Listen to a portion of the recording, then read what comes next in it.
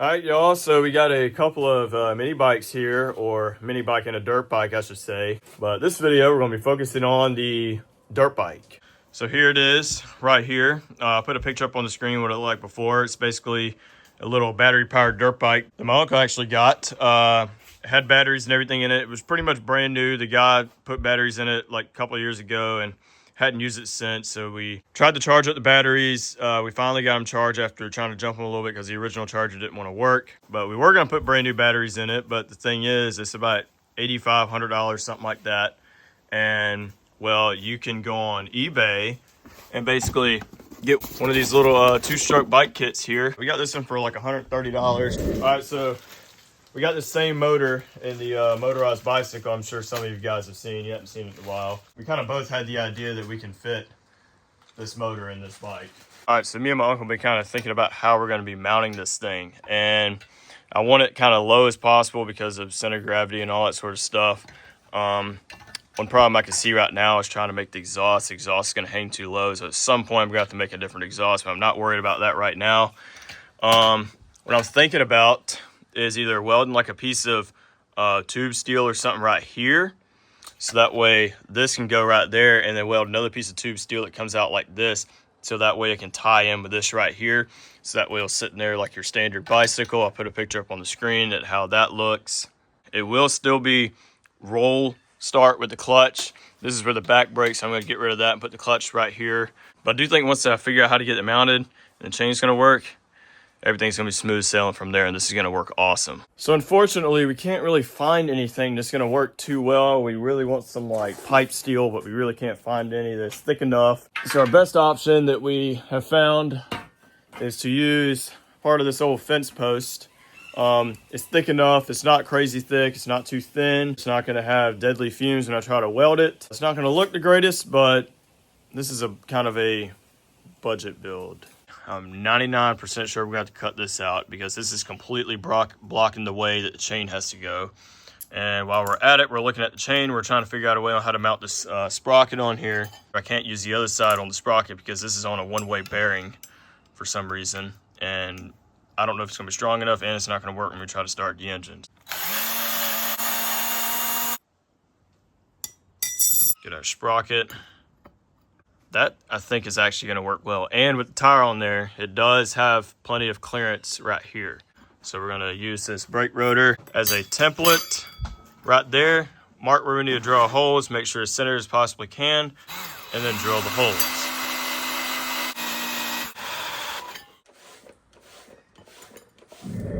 All right, so after a little bit of frustration, holes are slightly off, but after modifying a little bit, sprocket is bolted on there. Obviously without the brake rotor, it is a tiny bit of chain wobble, but as fast as this thing is going to be going, which is probably maybe 15-20 miles an hour max, I think it's perfectly fine, and it's not going to cause any loads of problems. So next thing we got to do is figure out how we're going to mount this motor, and we got to trim this piece.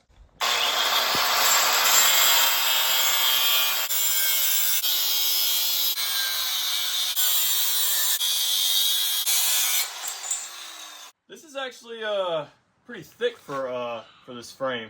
So I think we might be on to something. All right, so I got the piece cleaned up, kind of in place.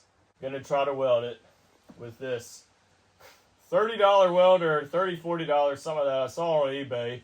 And it's one of these like little mini stick welders. You put the stick in and you weld it. They gave me a ground wire that does not have a spring on it. I don't know who thought that was a good idea. So I got this other thing here that I'm probably going to put on top of it and try to ground it. Got my sketchy ground set up here. There's no trigger or anything. I guess it's just like, you just touch it and it goes. I don't know, man. They gave me 2 right-handed gloves.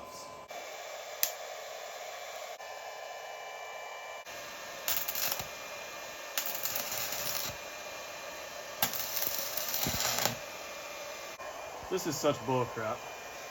But apparently you gotta hold it and like drag it along. I've never used one of these things before, so I don't know. But it's starting to work, so I'm just gonna keep doing that. You can laugh at my welds, but oh well. It's just, I'm not a professional welder, I'm a self-taught welder.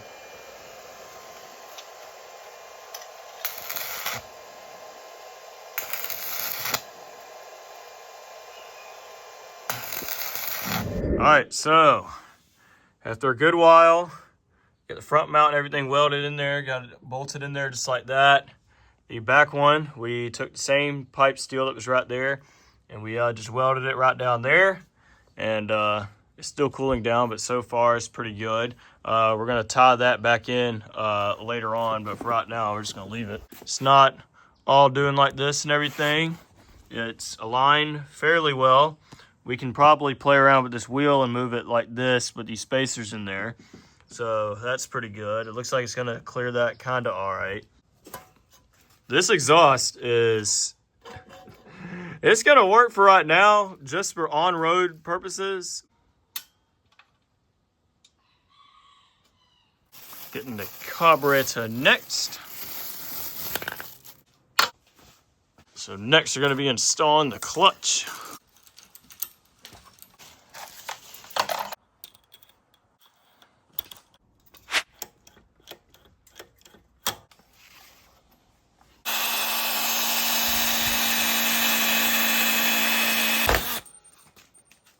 Broke it.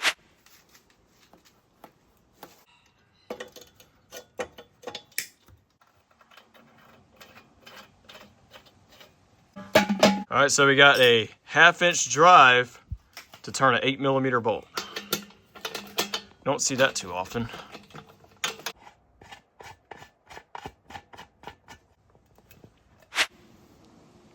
All right, so now we're gonna wire up the coil. I think that'll work good. All right, so we got the bike up here now. We're gonna be putting some fuel in it. Didn't feel like getting the other stuff, so we just bought this. I know it's expensive, but it'll be fine. We're gonna put this in here. We rolled it up here. Chain didn't seem like it was gonna fly off or anything. The clutch seems to work pretty good. So we're gonna try to put gas in it and try to start this thing.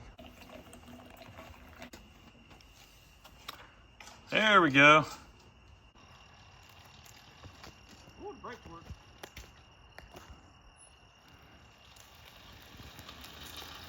Just making sure the chain and all that's good. Oh. I told you that exhaust, man. I just barely went over though. I know. First start.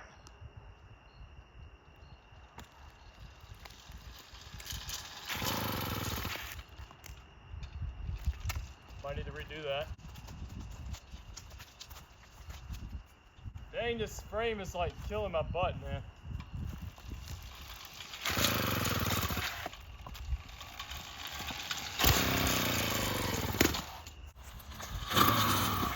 Let me take it off and show you. Maybe it's getting too much fuel or something.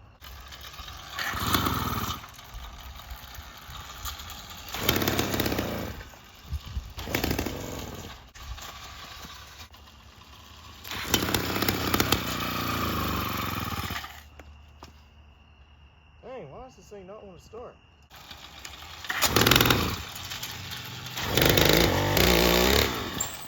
Oh, shit. The brakes are like freaking instant lock, man. All right, let's try it again. And hopefully not flip upside down on my head on this bike here.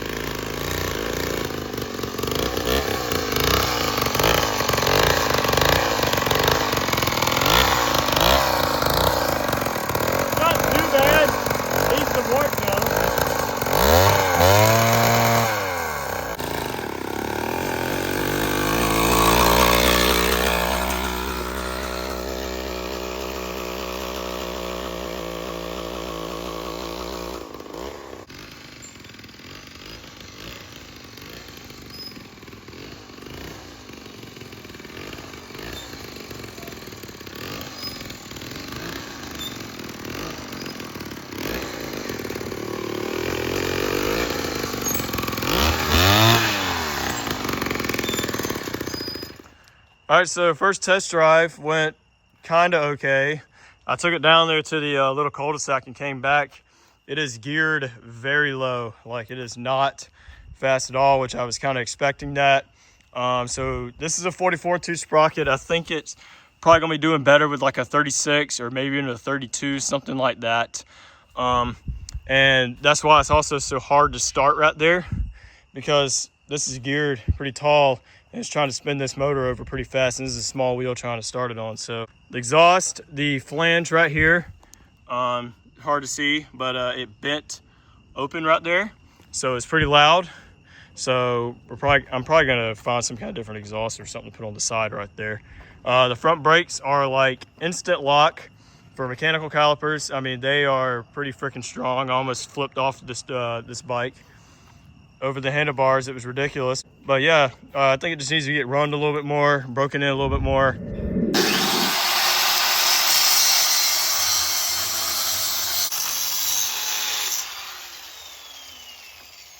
It's actually gonna save a lot of weight hanging off of this thing. There we go. One restrictive muffler removed. Well, it's good enough. You think I should take this crap off? No, I would leave it. The white piece? Yeah, makes it look more like a dirt bike. I mean, I had to take this off because it's too... Yeah. I mean, we might could like cut part of it out and put it over there. It has to be right here. Yeah. That's where it bolts. So the back will bolt. Dang, the seats. Dang, that's gonna be perfect for the seat, man. All right, so last little mod in this video is gonna be removing the air filter, and I think some of you motorized bike people know why. Boom, that's better. So yeah, let me know what you guys think. I'm pretty excited about it. I think this thing's gonna turn out pretty good once you work out all the little kinks and stuff like that. We'll also be fabricating the chain tensioner with the sprocket in the next video as well, and some more riding footage and things of that nature.